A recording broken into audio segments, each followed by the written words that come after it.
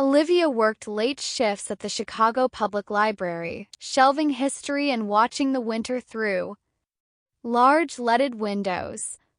The stacks smelled like paper and promise. She loved the slow ink of old books, the way margins carried the fingerprints of other readers. One afternoon, tucked between a Civil War volume and a modern memoir, she found a folded letter, its edges softened, the ink faded but distinct. The letter spoke of a confession, a small apology, and a plan to return a borrowed book. Intrigued, Olivia left a note in the same spot, an offer of tea for anyone lost in margins, and signed it, "A Friend." The exchange began as comfortable riddles. A name emerged after a few letters: Henry, a postal worker, who had been leaving notes for someone who'd moved away 30 years earlier. They traded stories. Family histories, forgotten recipes, the peculiar joys of catalog numbers. The letters deepened the way a river carves a canyon, slow and inevitable. Eventually, they met at closing time by the library's stone steps. He was older than she expected, gentle, eyes like slates after rain.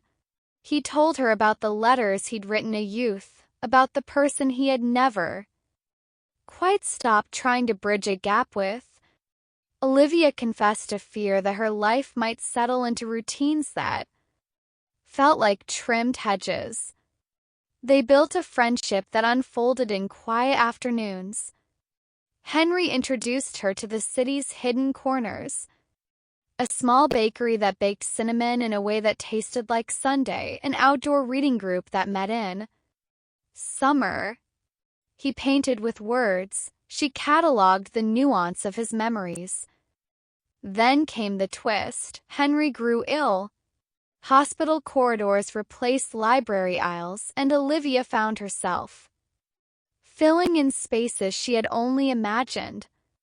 The letters became more urgent, inked with confessions about what mattered. Olivia sat by his bedside, reading aloud book passages and old letters, their voices weaving a small refuge. In his recovery, Henry surprised her with a small box. In it, the folded letters he'd saved and a simple ring he had never worn. "For keeping my word safe," he said. The choice was not the ordinary arc of romance. Henry was older, and life had given him stories stitched with ache. But love, they both learned, could be quiet and steadfast. A daily visit, a library chair saved, the making of tea at an ungodly hour. Theirs became a love that honored history and made room for a future still waiting at the library steps.